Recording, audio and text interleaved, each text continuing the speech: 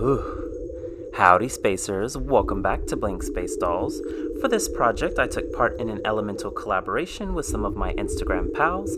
I chose the ice element, which seemed fitting given the current winter mood for my channel. Inspirations for this doll were Princess Yue from Avatar, and runway designs by Paolo Sebastian, with metallic frosted accessories. Don't forget to subscribe if you haven't already, and let's get started on my ice element inspired custom. For this project, I decided to use a Rosabella beauty because, as stated before, Princess Yue was a huge inspiration for this custom, and I love her tan skin because many ice and snow characters tend to have a pale or lighter skin tone, and I really wanted it to contrast with the whites and silvers in her outfit. And as usual, we're going to start by cleaning out those hair plugs from inside the head and wiping away the face using 100% acetone. Soon enough, you'll have a blank canvas to begin your customizing process. Alright, and to begin the rerouting process, I decided to go with this Ombre Marley Twist Hair. I really liked the idea of it fading from a darker color to a gray, almost as if she's becoming one with the element. And also, I really liked the texture that it created once it was boil washed. And switching back to the head here, you'll see that I've drawn some guidelines for myself to follow in the rerouting process. Obviously, I will be focusing on the outer perimeter hairline of her head, but she is going to have a braided style, so I needed a part at the top to make sure that her scalp didn't show through. And then once that's complete, I will go in with a mixture of black and gray acrylic paints to begin painting the scalp to match the hair color that I chose. And because I used black, it did cover in one coat, and I can wrap it up and Faber-Tack it together and begin the face up. I begin by wrapping her hair up and giving her an initial coat of Mr. Super Clear UV Cut Flat, and it's face up time. I begin the blushing process with my hot pink Mungyo soft pastel and my Morphe makeup brushes. I've stated in my previous video that I prefer makeup brushes when blushing the dolls because they have a softer, fluffier texture, and they come in a bunch of different shapes and sizes depending on the detail you're trying to add. And you will also see in this video, I went a little bit more in depth on my blushing technique and my face ups, because I wanted to make sure that I had a video to refer back to so that way you guys could see my total process, and hopefully it'll help you with any of the questions that you had from my previous video on my technique for blushing. You'll see here that I've also begun to use my red Mungyo soft pastel on her cheeks and nose just to rosy them up a little bit, because when you're exposed to the cold for too long you do begin to get a little bit red in those areas, so I wanted to stay true and add those details. And after adding a little bit of blushing to her lips, I do go in with my brown Mungyo soft pastel and begin to contour the face, focusing on the sides of her nose, around her eyes, right on her cheekbones, and underneath her lips. I also add a little bit of contouring onto her cupid's bow. And don't be afraid, you guys, the color seems a little bit larger here, and I did get a little bit of feedback and questions about how MSC affects the color of pastels, so it does look very intense. But once you add the layers of MSC, which you'll see in the next clip here, that it does deepen the colors a little bit, so don't be afraid and think that it's too bright, because 9 times out of 10 you're probably going to have to go back in and layer that anyways. And once I get the blushing and the contouring up to a color that I like, I go over all of the highlighted areas with my white Mungyo soft pastels.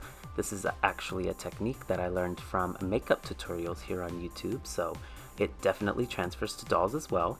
And because she is an ice elemental, I did want her skin to have a slight paleness to it while still maintaining that tan undertone. And this is what it looks like after the first layer of Mr. Super Clear. You can see that it's toned down all of the colors, so I will have to go back over all of my initial blushing. So I begin that same process all over again, starting with the rosy pink for her cheeks and nose, adding a little bit to the center of her forehead and a little bit on the bottom of her chin as well, before going back in with my white Mungyo soft pastel just to again highlight those brighter areas, but also using it as a diffuser between the blushed colors, so that way there's no harsh line in any of the areas of her face.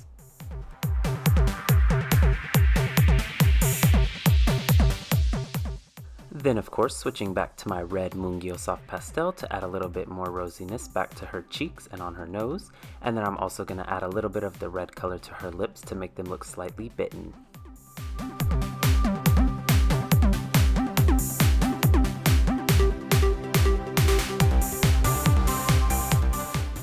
Also, for this layer, I'm only going to focus the contouring on the top parts of her eyelids to give them a little bit more depth before I go into adding the PearlEx powders to the face.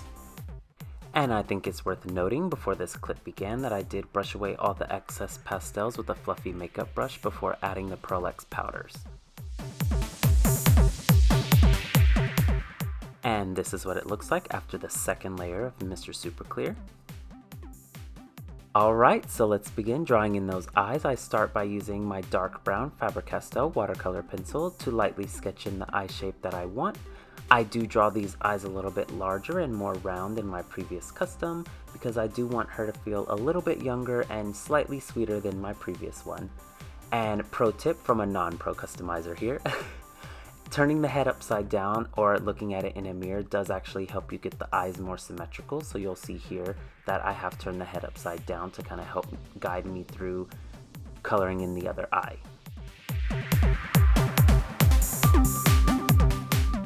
And once those initial lines are drawn, I go in with my General's pastel chalk pencils to begin filling in the whites of the eyes. I've stated in a previous video that these are my favorite pencils to color in the whites of the eyes with because they are a chalk pastel pencil, so they go on a little bit more opaque than a normal watercolor pencil would.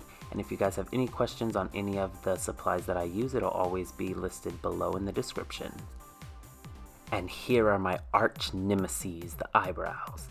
I've learned that putting little dots for myself at the inner corner of the eye and the outer winged area of the eye helps kind of give me a guideline to follow when drawing them out. And they started to look a little bit sad here, so I do end up fixing them later on, but not that there's anything wrong with sad eyebrows, but they looked a little bit sad and that's not really the character that I wanted, so I do fix those later on.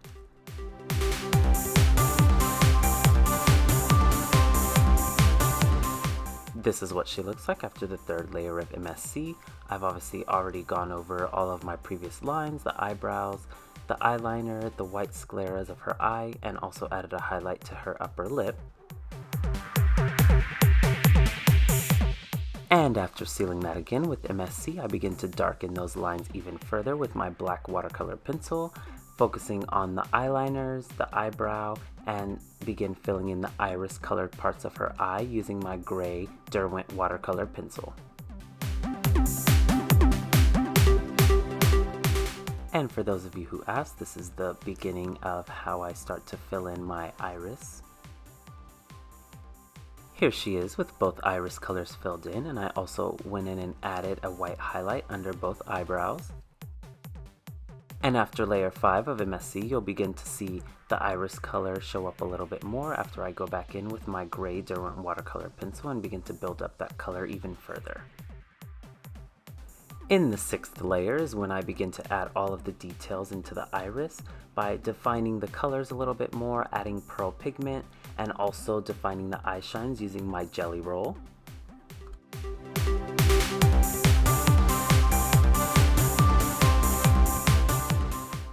And this is the part of the video I've been waiting for. Finally, redemption from the epic fail of last video. I forgot to seal, but this time I remembered, and you can see how much easier the eyebrow lines are going on, and I'm so happy. And this is actually a part that I decided to add in last minute because everyone always has questions about body blushing, and sadly I lost the footage, still quaking over here, but I do start by removing the neck peg because you don't need all that extra part. All that matters is the little round base, and you can see here I've done most of the body blushing, but then I go in and use my white pastel to just highlight some of those highlighted areas. And also, pro tip from, again, a non-pro customizer is if you go in too dark with your shadowing, you can just go over that with white pastel to lighten it up a little bit, and it will work out just fine.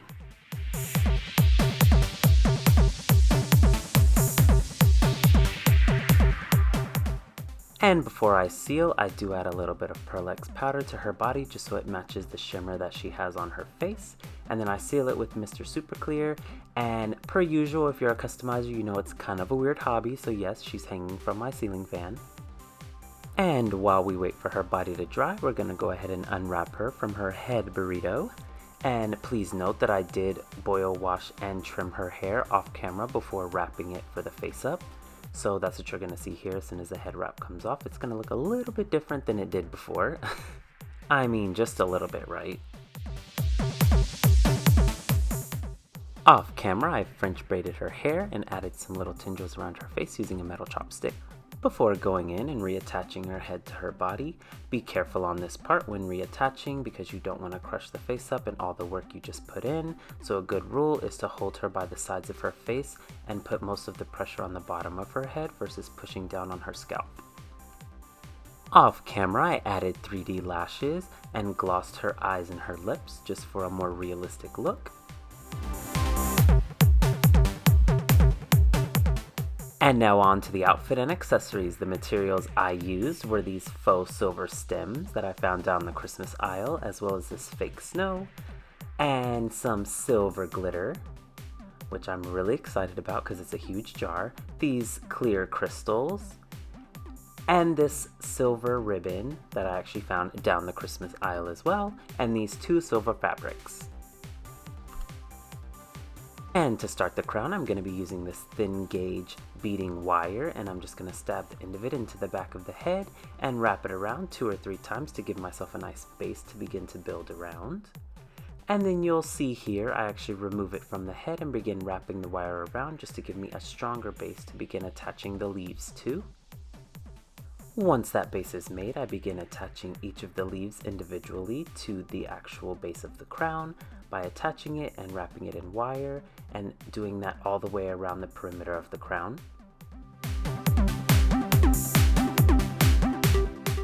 And soon enough, you will have made it all the way around, and here I begin adding small detailed crystals just to give the crown a little bit more shine, and then I also go in and add strings of hot glue just to make it look like glistening snow, which you'll see in this next clip here.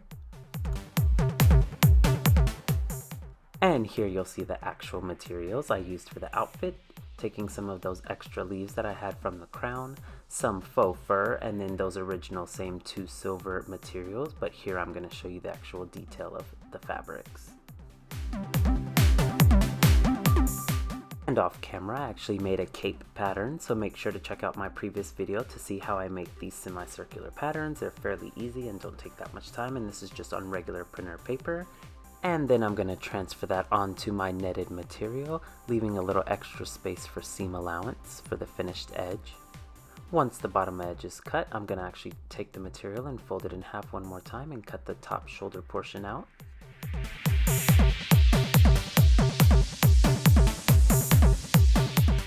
Then I lay the cut pattern out flat just to verify that the size is correct and the shape is exactly how I want it, before attaching that silver ribbon to the top neckline of the cape. And then I'm actually going to mimic it on the bottom as well by just taking the ribbon and folding it in half and pinning it in place. And you'll see that here, it's been pinned all the way around the perimeter of the bottom.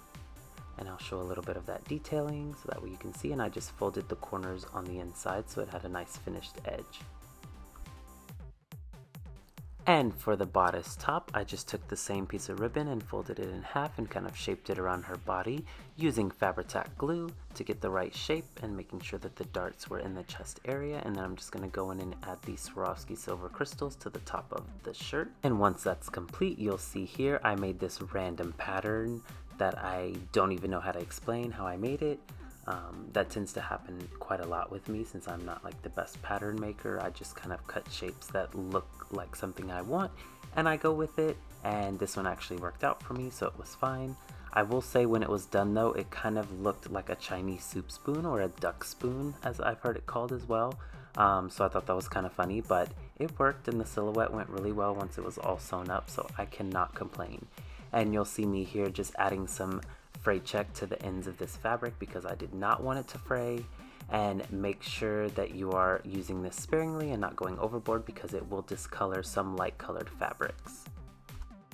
In this next clip, you'll see one of the sleeves actually done, and like I said, it kind of looks like a duck spoon, but it looks really cute once it's added to the bodice top, so it's okay.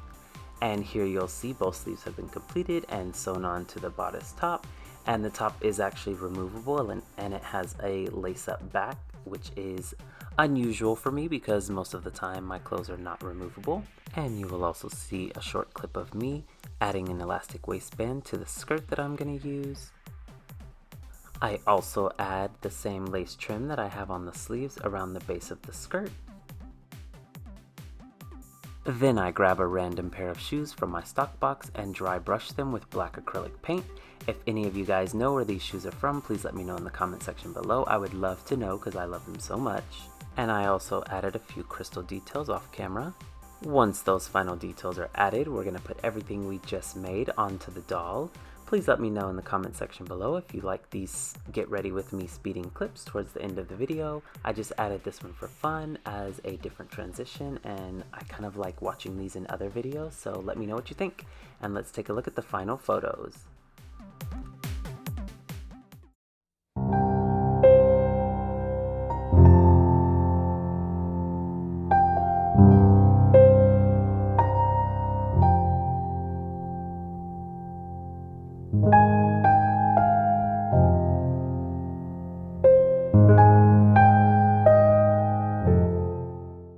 There you have it, my ice elemental inspired doll. You will begin to notice my love for dramatic and runway inspired looks for my customs, and this is definitely a more abstract take on the element of ice, but I love how she turned out and all the small details coming together to form my vision for the doll. Be sure to check back as the next project is sure to put on a show. And as always, feel free to check me out on Instagram at BlankSpaceDolls, where in my world there's always a blank space. Let's customize it together. Until next time, spacers, see you soon.